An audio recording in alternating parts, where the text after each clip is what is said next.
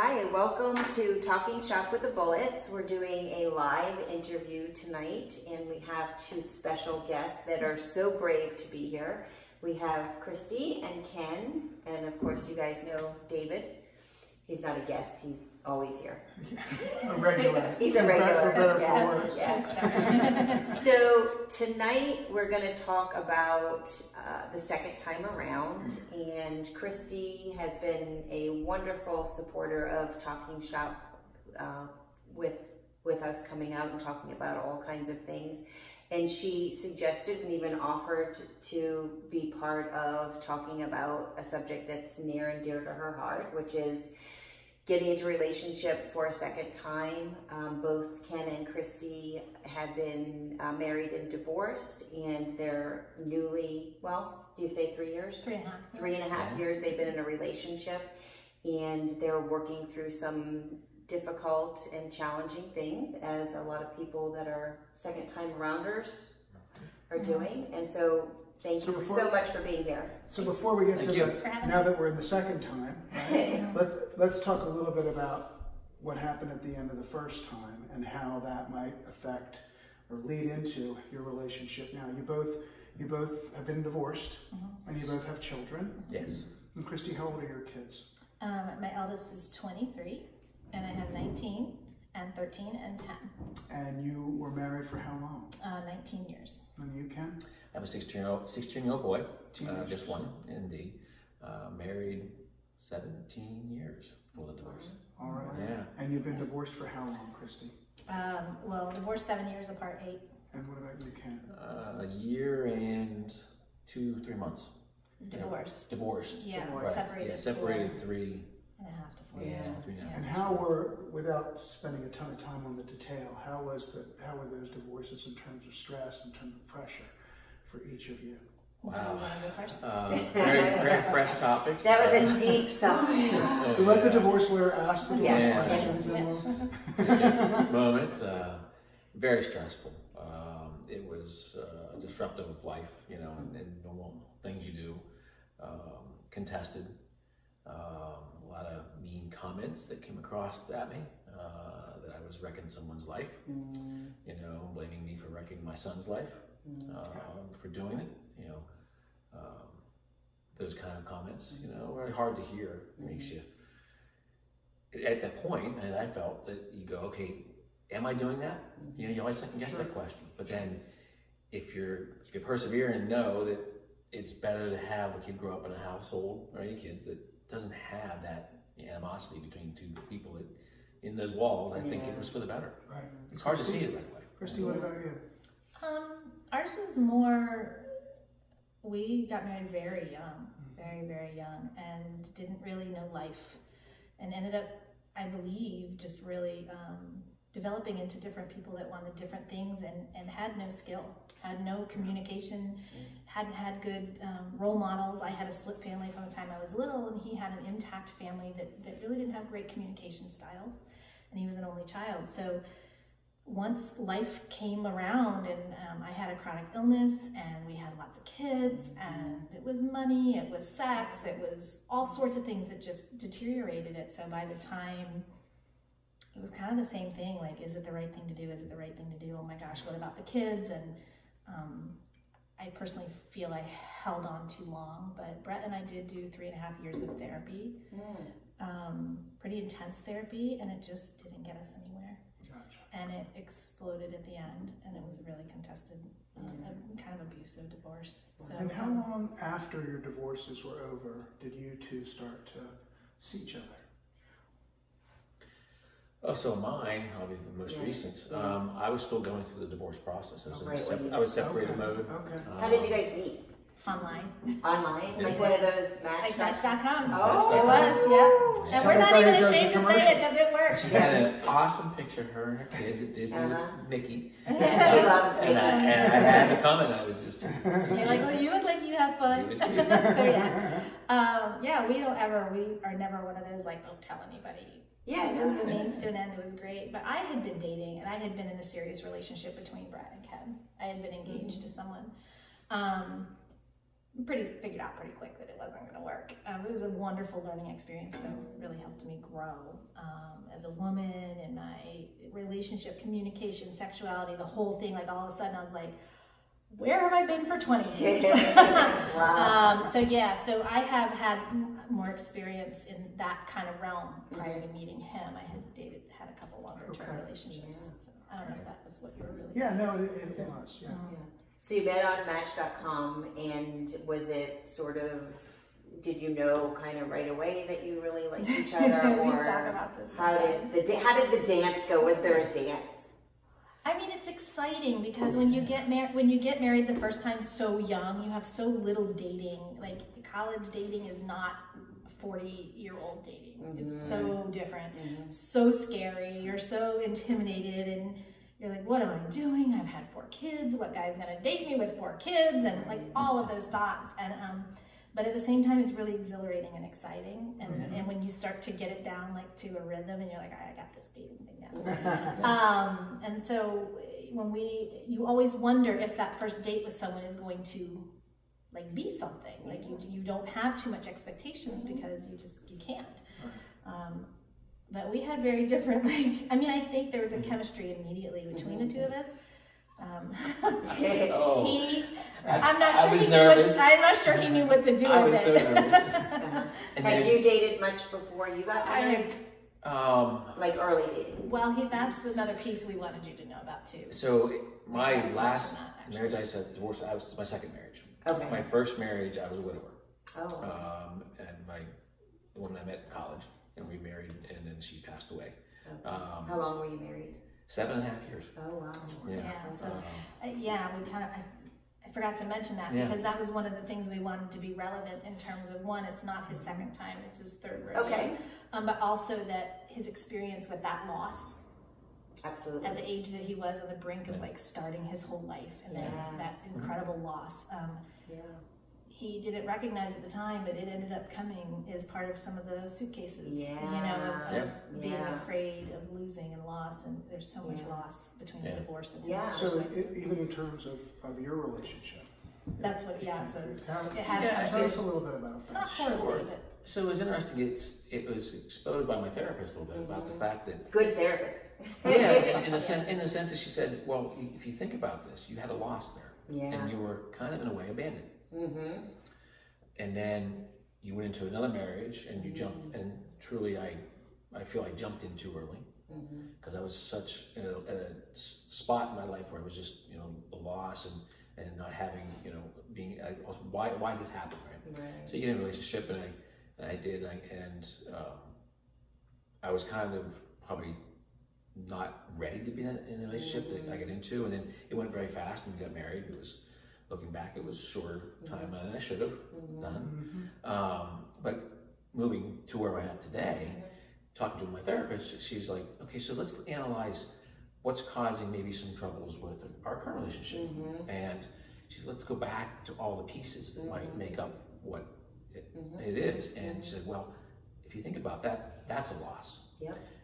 And then your marriage that you just came out of with a divorce, you kind of have, you were lost there, and the way there's a lot of dynamics of how we went our separate ways because of how our lives separated. Right. That's kind of a loss. Right. And what I want to say is that sometimes it's a confusing loss, the divorce piece, even because you wanted it. And sometimes people don't feel they have permission to be sad about the loss. But you do. It is a change. It is a loss. Even if you chose it, it's a loss.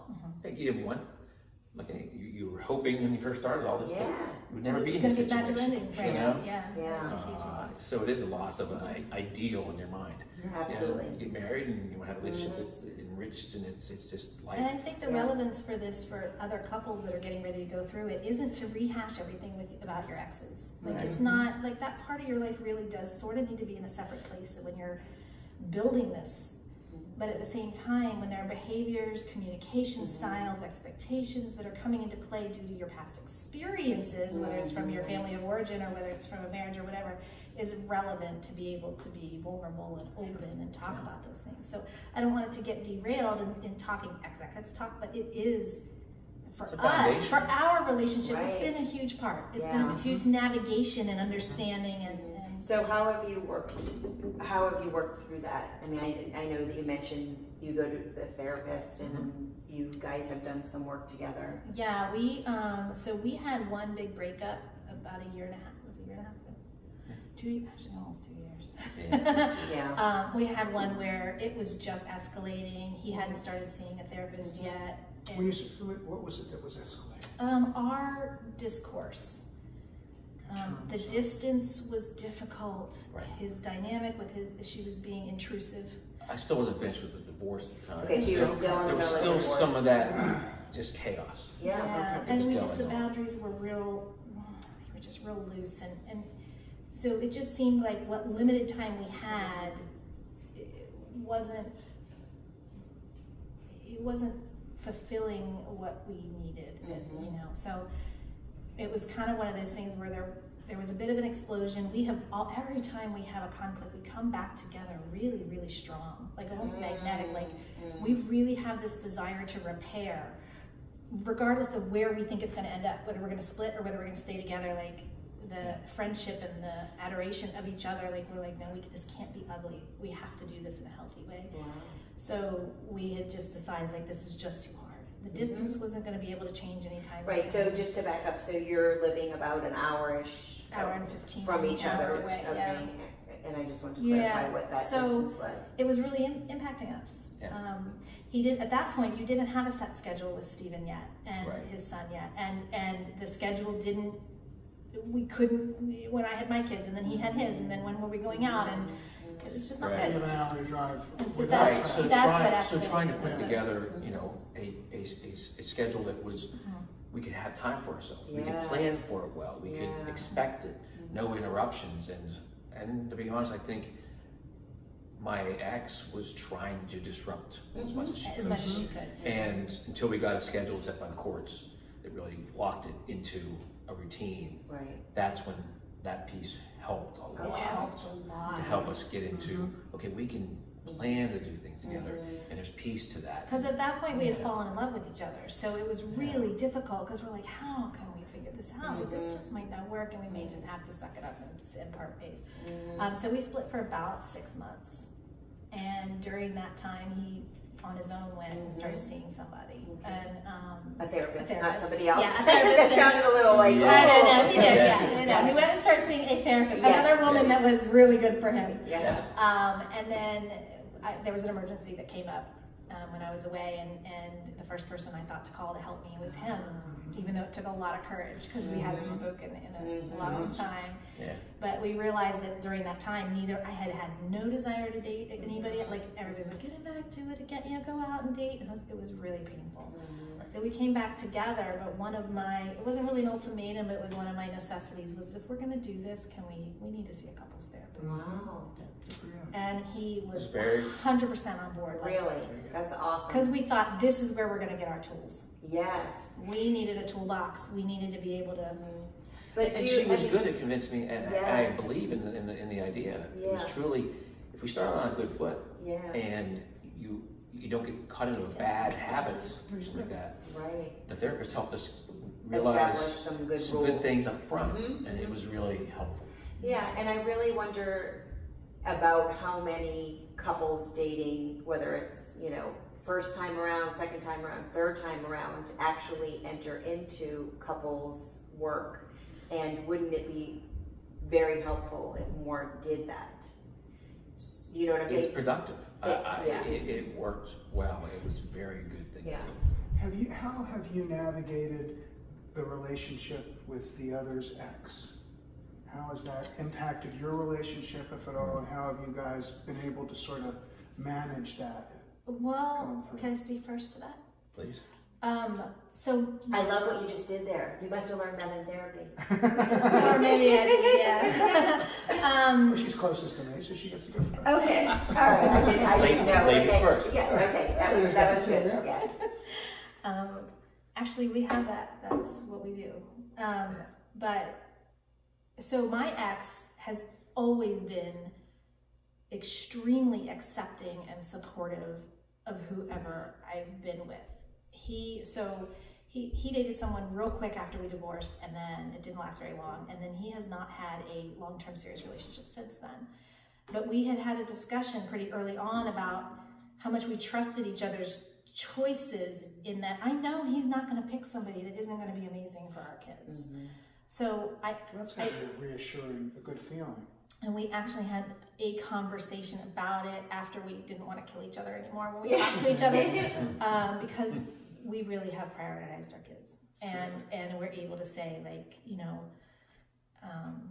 he has always been very welcoming. And so you've met him? Yes.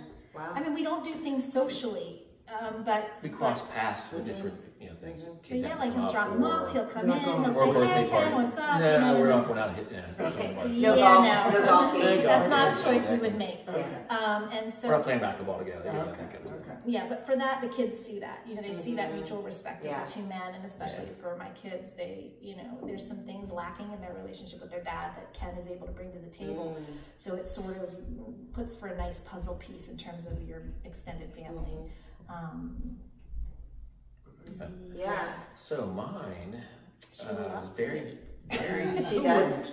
She has a very colorful description of Christy, and usually it's very mean, very nasty. Is she? I mean, is she's she angry? Okay, she's so angry. She's so it's angry. very sad. Yeah. So how do you manage that in terms of deflecting it from Christy, or do well, you?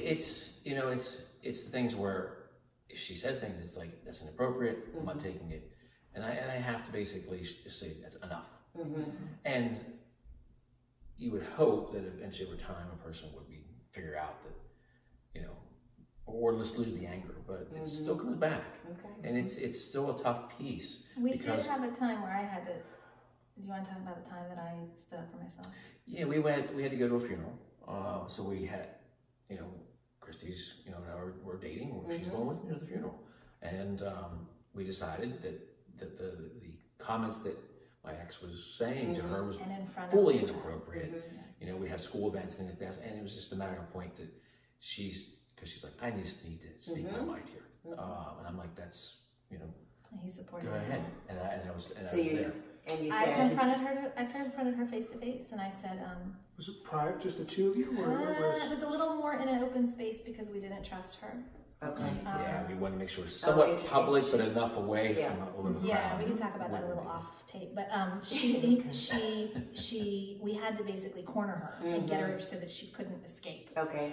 Because she would deflect and deflect. Like there's no way. And luckily I have skills in this regard, so I wasn't nervous. I wasn't scared. I had thought about what I wanted to say. But I was really struggling with the fact that we try and teach our children to not be bullied, how to speak up for themselves, you know, and I was being a victim, and I wasn't taking care of myself because it was actually impacting our relationship. And so I said, I need to talk to you, and I really just want you to listen. I really don't want to hear what you have to say. I need you to know that the way you speak about me to Ken and to your son is unacceptable. It is not okay for anybody to call me those names. I was like, you do not know me, and I don't remember exactly, but it was a good little bit of a dissertation. But it was straight up to the point. You know, this is not appropriate behavior, and we're not going to take it. Yeah, and then at the end, I was like, "Did you hear me? Yes, I heard you. Did you? No, I need to know. Did you hear my words?" And then as soon as she said, "I heard you," we were like, "All right, we're out," and we turned around and we left. So let me just kind of say. So it sounds like you had tried to give her feedback and she didn't listen. And did it change after Christy did that? For a little while.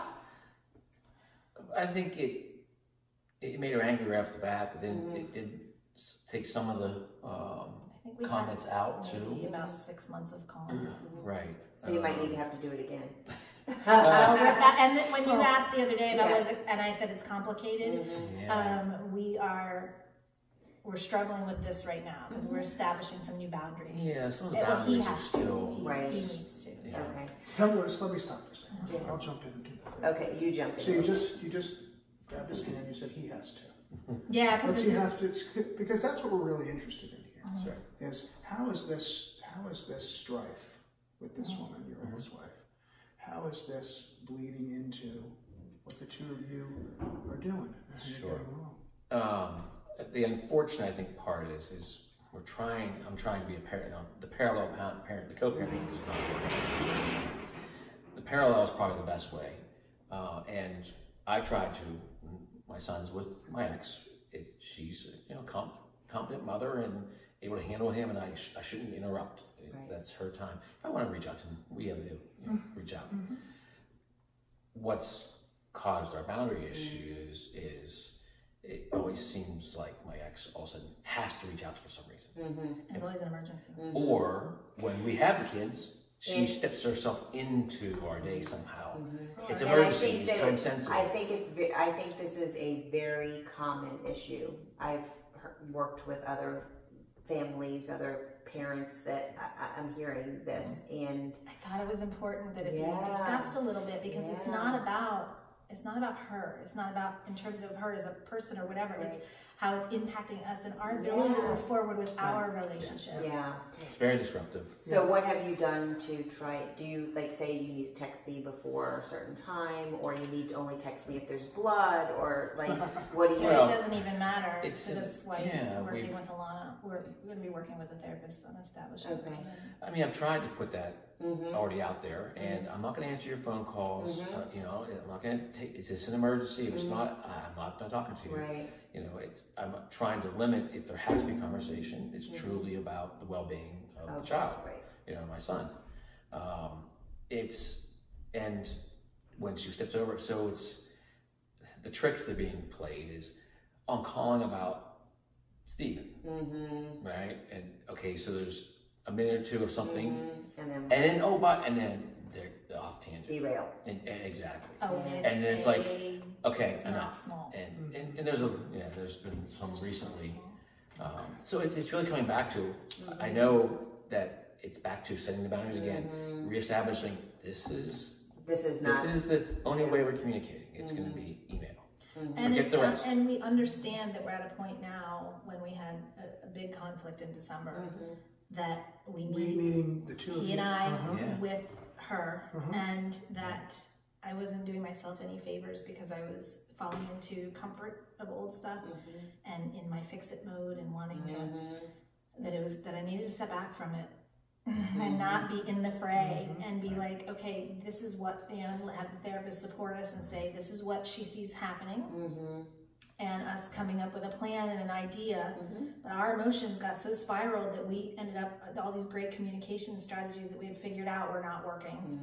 And we recognized that it was bigger than we could do ourselves, and bigger than I could do, and that he needs our therapist's help to fashion a plan, and it may end up having to be legal. It may end up getting to the point where because we've contemplated even having, what's it called, protective orders, like electric so that the calling and the texting and the abusive stuff. So have you seen that in your practice where you've had to help people with boundaries and restraining? There's often issues, absolutely. Yeah, but I'm interested in whether all of that universe of issues that you're dealing with has caused stress, and if so, between the two of you, how has it manifested itself? Do you talk through it? Do we argue? Do we? I think there's it's stressful, no doubt about it. I think it puts stress on us. It puts anxieties and things like that we shouldn't, have to, experience. But I think it's key. We've at least know from our therapist helping else what we have to tackle. Tackling it is a different story, of course. None of we other do, and sometimes trying to do it in action has been the struggle at times. I hope that we keep doing it with respect. I mean, this is life. I mean, it's the real play out of things happening, and and how would you characterize? I mean, it's intrusive. It causes discourse with us where we have a stress level that we wouldn't normally have, so we may not have the patience we normally have with each other. We really see it happen a lot when we're trying to do family events, where we're really working to think, how do we start blending this family? How important is it? And then to have that intrusion and consistently it just makes it our goals sort of get derailed, even though, and then we're exhausted. We're just exhausted from managing it, and so then we're not bringing our. Is go to the movies or go and have dinner. We just can't bring our best selves. Yeah. And then then the idea of that hour drive and the idea of our quality. Our quality of life. It impacts our emotional energy for sure. For sure.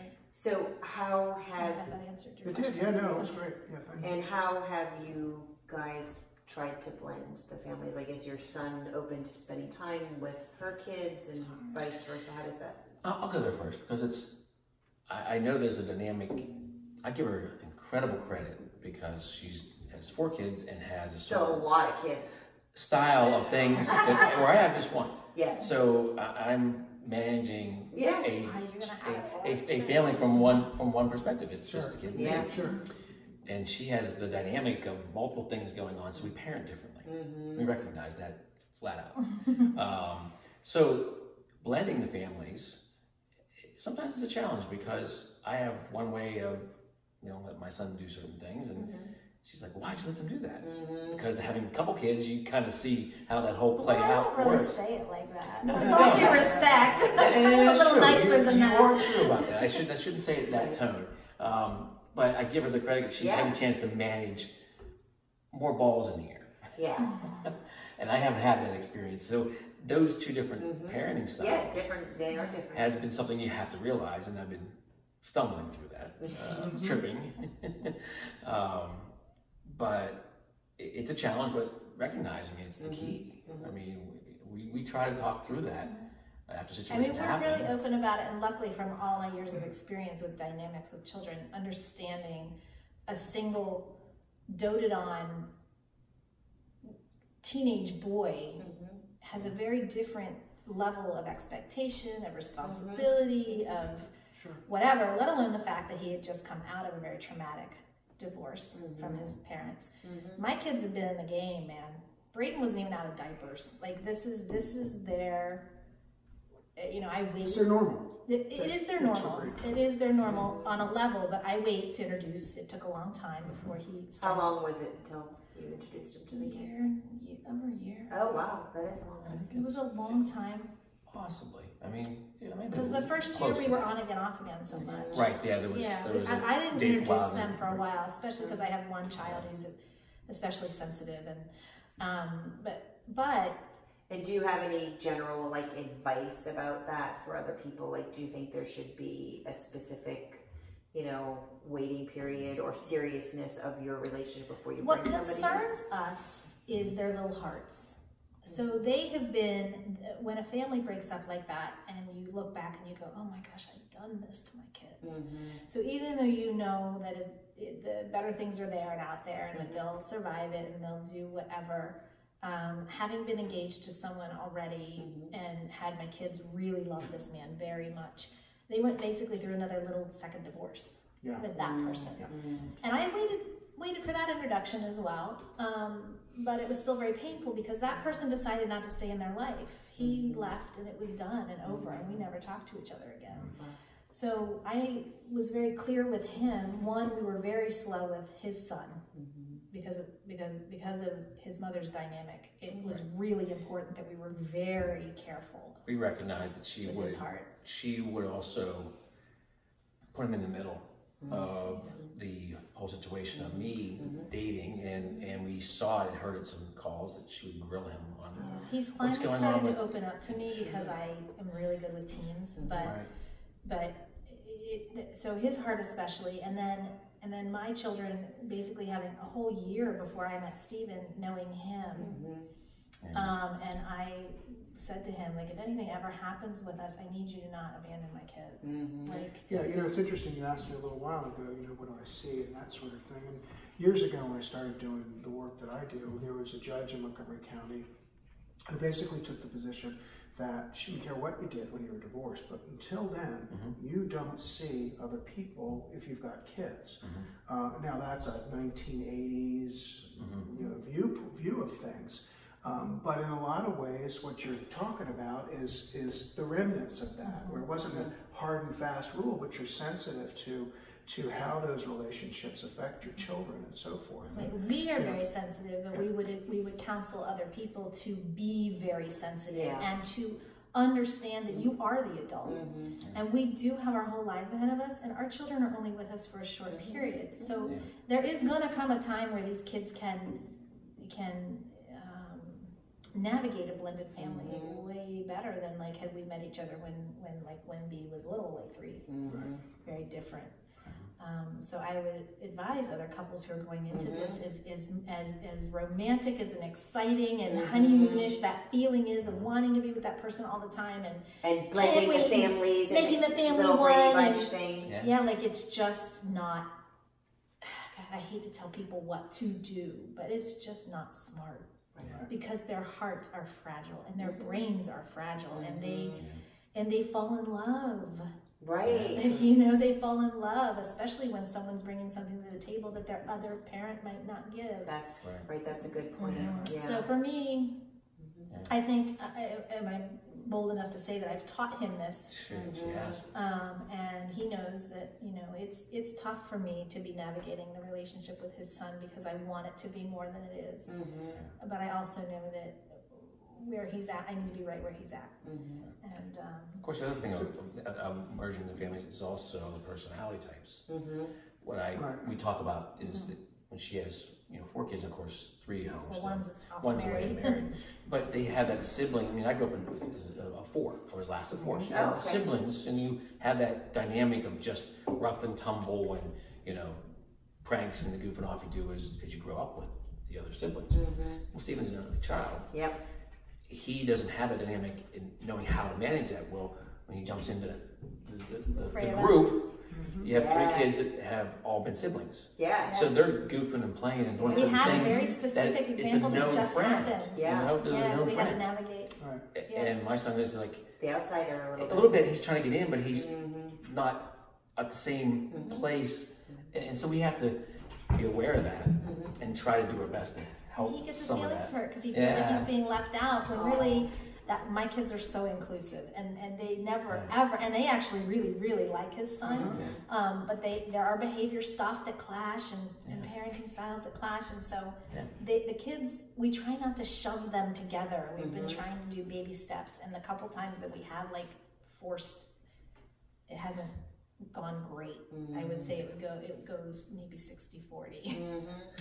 So sometimes you don't know what you get. But we had to do it at some point. We're like, we gotta do this at some point. And so we're hoping that we learned from that. So let me shift gears a little bit, right? We've talked about the exes, we've talked about your kids. You made mention of sexuality, right? So we have a joke, right? If we ever broke up, she's going to absolutely have to kiss somebody, and she's not a big kisser. So so how have you dealt with? I mean, you were with the same person for 19 years, right? And you have two long-term relationships. How does that come into play in your relationship? Without getting too graphic, obviously, but I think people will be interested in this. No, I think it's important too, because it's a taboo subject that I don't feel like should be taboo. I mean, private, but not. I mean, the first part of when we first started the date, there was obviously a good chemistry and sparks, and that's the foundation, of course, and it's really electric. I get shivers every time I kiss this woman. I do. I truly get that, and you can't. That's just you can't make awesome. that up. Yeah. That's a great feeling. It is a great feeling. It's incredible, and if you don't get that, it's a shame. It's a shame because it's really good. So, but did you come to the relationship with different ideas of what sex should look like or how frequent it should be? Feeling very asexual. Like, do I even want it? Do I care? Am I a sexual being? Is it me or is it my circumstances? And can I add in having 4 kids can make you feel asexual also? I wasn't sure what it was, and also my health issues that I have can sometimes contribute to that. But I knew from stories from friends that were my same age and my same that there was something not quite right. So I knew that once I got out of the trauma of what I was in, and I needed to do a lot of work. I didn't date for a long time because it wasn't, I just wanted to be better. So it was a priority for me to heal from what had happened to me. So then, the first person that I had to really, like the engagement to, really helped me. Well, I healed myself by doing some of my own education, and then he really helped me feel like valued again. So although you're supposed to find it from here, it helps when someone's extremely attracted to you. But we still didn't really get to the bottom of, like, I was still really reserved about sharing what had happened to me with someone else. And so with him, when I realized that how strong the feelings were, and like, wow, this could be like a something. Like, this is more than just like, oh, let's go on a few more dates. This is great. And so I had to be really, really brave and tell him. Wow.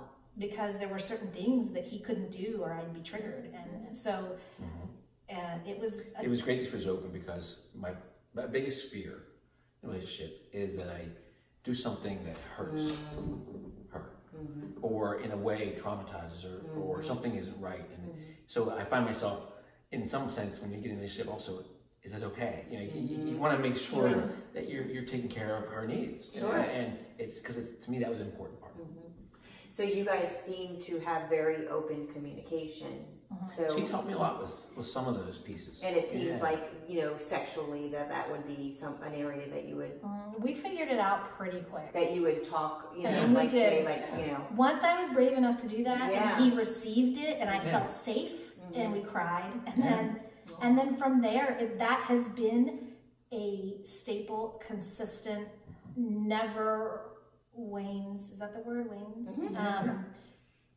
That it's not that it's our fallback, but it just is how you connect. Not a part we have a problem with. Yeah. We connect. That's awesome.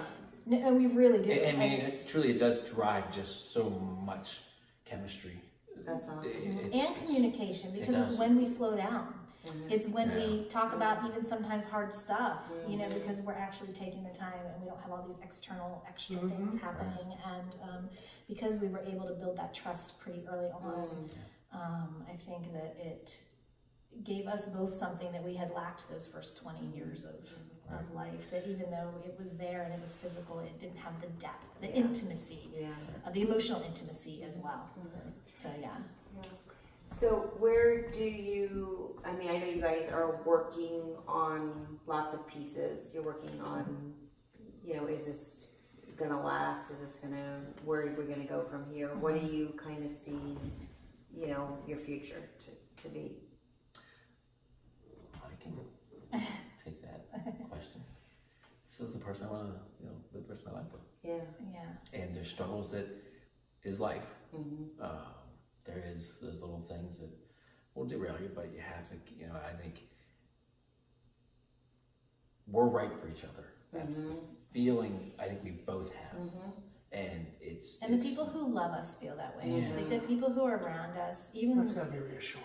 They're like, wow, you guys are such a match. And whenever, like, some of my really dear friends will hear, like, that we're struggling or we've taken a break, they're like, oh, you guys have to figure this out. I'm like, trust me, we're working on it. Like, so it truly is the epitome of it's complicated, because we just feel like, oh my gosh, sometimes it gets so hard and we don't want to give up, but at the same time, we just need an emotional break, you know, from the constantness of it. And so right now, in this moment, we're not on the same schedule we have been. We've been stepping back. We have a little, not as much expectation, not as much schedule. And we're trying to do a little more dates, like kind of take it back to basic. Spending time with friends that we have that are mutual, that we enjoy doing things with, instead of the, okay, I'm going to see you Tuesday night, I'm going to see you Friday night, I'm going to see you this. And then we're going to be very deliberate in terms of our goals with our couples therapist that we see individually, and then we'll also be seeing her together. Some of these things also... To make a plan, basically, is to how do we get through the next few, you know, the next time, so we can actually make it to the other side. Because we want to make it to the other side. Yes. Well, what's interesting, I think we've identified from the time we've been dating that you take steps with certain conversations and certain topics you have to discuss. But we've now gotten past a lot of different things. I think there's a few key ones left. And I think we were on the page of exposing what we both want on those key topics. Yeah, money's a big topic. The timeline for us to put our households together. Yes. You know, and we have kids in schools that are different places. Right. And, I mean, I truly don't want to disrupt my son's last 2 years of school. I don't want to disrupt any of our children. And she's agreed with that. And so it's like, how do we? So we're trying to put together a plan that now we both agree on. Yes. I've had this stumble of, we talk about something, oh, it sounds like we talked about it, and I move on.